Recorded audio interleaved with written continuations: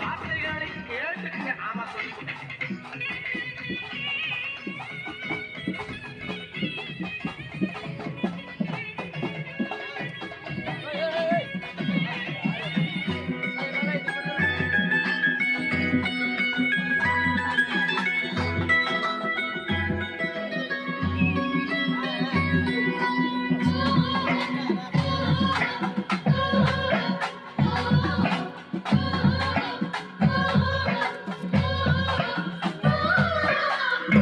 நன்மை எல்லாம் மறக்காம செய்து வரும் மன்னவர் நம்ம சாமிங்கோ.